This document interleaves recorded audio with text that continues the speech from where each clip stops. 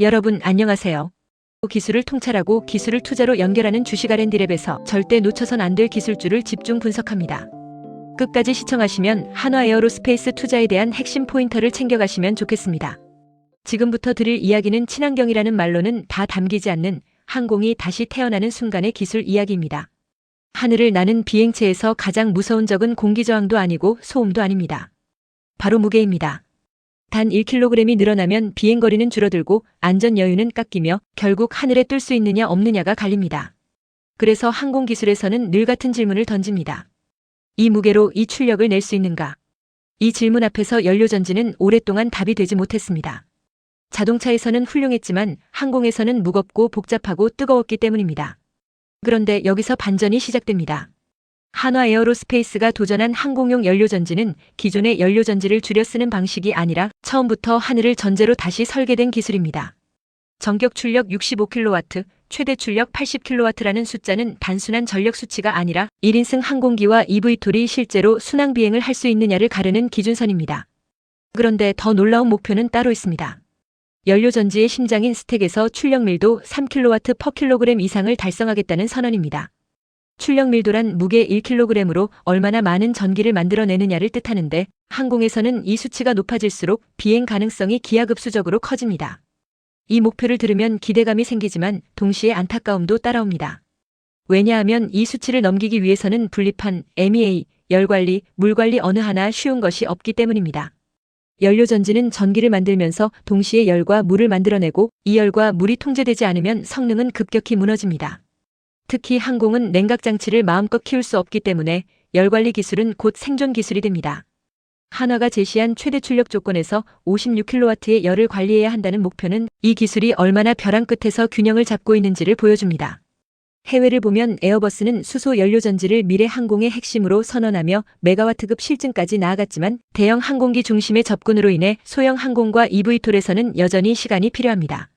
제로에이비아 같은 기업들은 빠르게 날아올랐지만 항공 인증과 양산이라는 현실의 벽 앞에서 긴 호흡을 요구받고 있습니다. 이 지점에서 다시 한번 반전이 나옵니다. 한화의 전략은 스택 하나에 매달리는 것이 아니라 공기 공급 장치, 수소 재순환 장치, 압축기, 가습기, 전력 분배까지 포함한 운전장치 전체를 동시에 경량화하는 것입니다. 시스템 전체 출력 밀도 1kW/kg이라는 목표는 연구실 성과가 아니라 실제 항공기에 얹겠다는 선언입니다. 여기에 수소 안전 기준, 내마모성, 기밀성 같은 규격 조건이 함께 제시된다는 점은 이 기술이 실험을 넘어 산업으로 가고 있음을 보여줍니다. 주식 투자자 입장에서 이 이야기는 단기 테마가 아닙니다. 오히려 답답할 정도로 시간이 걸릴 수 있습니다. 하지만 항공산업의 특징은 한번 채택되면 수십 년간 반복 매출이 이어진다는 점입니다. 배터리로는 넘기 힘든 항속거리의 벽을 수소 연료전지가 넘는 순간 항공 모빌리티의 무대는 도심 관광을 넘어 도시간 이동과 도서 지역으로 확장될 수 있습니다. 그때 시장은 묻게 될 것입니다.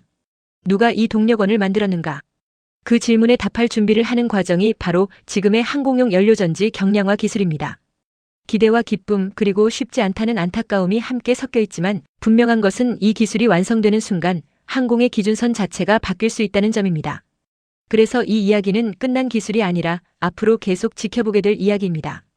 한화에어로스페이스의 주가 상승을 견인할 기술 개발에 대해 좀 더 자세히 쉽게 설명하겠습니다. 끝까지 시청하시고 투자에 대한 핵심 포인트를 챙겨가시면 좋겠습니다. 지금부터 말씀드릴 이야기는 단순한 친환경 기술 이야기가 아니라 항공산업의 판을 바꿀 수 있는 동력원 이야기입니다. 우리가 흔히 알고 있는 연료전지는 자동차에도 쓰이고 발전소에도 쓰이지만 항공용 연료전지는 완전히 다른 차원의 기술이라는 점에서 이야기를 시작해야 합니다. 항공에서는 무엇보다 무게 대비 출력, 다시 말해 출력 밀도라는 개념이 모든 것을 지배합니다. 출력 밀도란 1kg의 무게로 얼마나 많은 전력을 낼 수 있느냐를 의미하는데 자동차에서는 12kW/kg만 되어도 충분하지만 항공에서는 이 수치가 곧 비행 가능 여부를 결정합니다. 이 지점에서 한화에어로스페이스가 추진하고 있는 항공용 모빌리티 연료전지 경량화 기술은 매우 도전적인 목표를 제시합니다. 전격 출력 65kW, 최대 출력 80kW라는 숫자는 단순히 전기가 크다는 뜻이 아니라 1인승 항공기나 eVTOL이 실제로 순항 비행을 할 수 있는 최소한의 전력 수준을 의미합니다. 그런데 더 중요한 것은 이 전력을 어떻게 만드느냐입니다. 연료전지의 심장이라 할 수 있는 스택에서 한화는 출력 밀도 3kW/kg 이상을 목표로 하고 있습니다. 이 말은 쉽게 풀면 무게 1kg당 3kW 이상의 전기를 만들어내겠다는 뜻이고, 이는 현재 글로벌 항공용 연료전지 기술 중에서도 상위권 목표에 해당합니다. 여기서 스택이란 수소와 산소가 만나 전기를 만들어내는 셀을 여러 장 쌓아 올린 구조를 말하며, 이 스택이 무거워지면 항공기는 뜰 수 없습니다. 그래서 분리판이라는 금속 또는 복합재판을 얼마나 얇고 가볍게 만들 수 있는지, 그리고 MEA라고 불리는 막전극접 합체가 얼마나 고출력에서도 견딜 수 있는지가 핵심이 됩니다. 그런데 항공용 연료전지는 단순히 전기만 잘 만들면 끝이 아닙니다.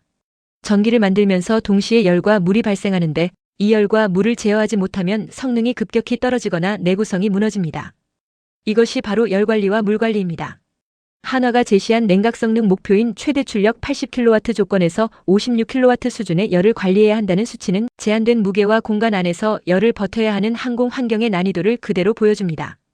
해외를 보면 에어버스는 수소 연료전지를 미래 항공의 핵심 기술로 공식 선언하며 메가와트급 연료전지 추진 실증까지 진행했지만, 대형 항공기 중심의 접근으로 인해 eVTOL이나 소형 항공기용 초경량 파워팩에서는 아직 시간이 필요합니다.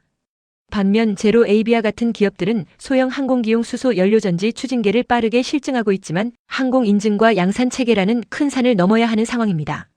이 지점에서 한화의 전략이 흥미로운 이유는 스택만이 아니라 공기 공급 장치, 수소재 순환 장치, 압축기, 가습기, 전력 분배 박스까지 포함한 운전장치 전체를 경량화하겠다는 목표를 동시에 제시하고 있기 때문입니다. 운전장치 중량비 1.8kW/kg, 그리고 스택과 운전장치를 모두 합친 시스템 출력밀도 1kW/kg이라는 목표는 연구실이 아니라 실제 항공기에 얹을 수 있는 제품을 염두에 둔 수치입니다. 여기에 더해 수소는 안전이 생명인데, 한화는 솔레노이드 밸브나 수소 재순환 장치에 대해 내가모성, 기밀성, 누출 기준을 명확한 규격으로 제시하고 있습니다. 이는 기술 개발이 곧 항공 인증과 연결되어 있다는 뜻입니다. 이제 주식 이야기를 해보겠습니다. 해외 수소 연료전지 기업들의 주가 흐름을 보면 공통점이 하나 있습니다. 기술 뉴스에는 크게 반응하지만 실적과 현금 흐름이 따라오지 않으면 주가는 쉽게 꺾인다는 점입니다. 플러그 파워 같은 기업이 대표적인 사례입니다. 반면 에어버스처럼 기존 항공 사업이 탄탄한 기업은 수소 기술이 장기 옵션으로 작용하며 주가에 완만하게 반영됩니다. 이 비교에서 중요한 포인트는 항공용 연료전지는 기술 그 자체보다 인증과 양산을 통과할 수 있는 기업이 결국 시장의 신뢰를 얻는다는 점입니다. 한화 에어로스페이스는 이미 항공 엔진과 방산 분야에서 수십 년간 품질과 인증, 납기를 경험해온 기업입니다. 이는 연료전지 기술이 항공으로 올라가는 순간 순수 스타트업과는 전혀 다른 신뢰도를 시장에서 받을 수 있다는 의미입니다. 대학 연구 동향을 보면 열관리와 물관리, 그리고 시스템 통합 모델링이 핵심 키워드로 반복됩니다. 대학에서는 고출력 MEA, 분리판 소재, 수분 이동 모델을 연구하지만, 이 연구들이 실제 항공기에서 반복 운용 시험으로 이어지는 경우는 거의 없습니다. 한화가 연구 내용에 지상 비행 모사 시험, 출력 변동 플러스 마이너스 3% 제어, 50회 순항 조건 반복 시험 같은 항목을 넣은 이유는 바로 이 간극을 메우기 위함입니다. 이제 글로벌 시장을 보겠습니다. eVTOL 시장에서 가장 큰 병목은 기체가 아니라 동력원입니다. 배터리는 출력 제어는 쉽지만 채공 시간과 항속거리에서 한계가 명확합니다. 반면 수소 연료전지는 에너지 밀도가 높아 도심 관광을 넘어 도시간 이동, 도서 지역 운항까지 가능성을 넓힐 수 있습니다. 그런데 대부분의 eVTOL 체계 업체들은 연료전지, 파워팩을 자체 양산할 역량이 없습니다. 결국 누군가는 이 파워팩을 공급해야 하고 그 공급자가 시장의 핵심이 됩니다.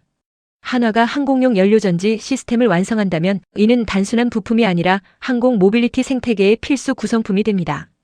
마지막으로 주가 관점에서 정리해 보겠습니다. 이 기술은 내일 당장 실적을 만드는 기술은 아닙니다. 그러나 출력밀도 3kW/kg, 65kW 전격 운전, 1000시간 내구, 시스템 출력밀도 1.0kW/kg 같은 정량 목표가 시험으로 하나씩 증명되는 순간 시장은 이 기술을 단순한 수소 테마가 아니라 항공용 핵심 전력원 옵션으로 다시 보기 시작할 가능성이 큽니다. 항공은 한번 채택되면 수년, 수십 년간 반복 매출이 발생하는 산업입니다. 그래서 이 이야기는 단기 테마가 아니라 항공 모빌리티 시대가 열릴 때 어떤 기업이 동력원을 쥐고 있느냐에 대한 이야기이며, 바로 그 지점에서 한화 에어로스페이스의 항공용 연료전지 경량화 기술은 투자자에게 계속해서 궁금증을 던지는 주제가 될 수 있습니다. 기술을 통찰하고 기술을 투자로 연결하는 주식 R&D랩에서 설명한 지식이 투자에 도움이 되셨나요? 구독과 좋아요, 알림, 댓글 부탁합니다.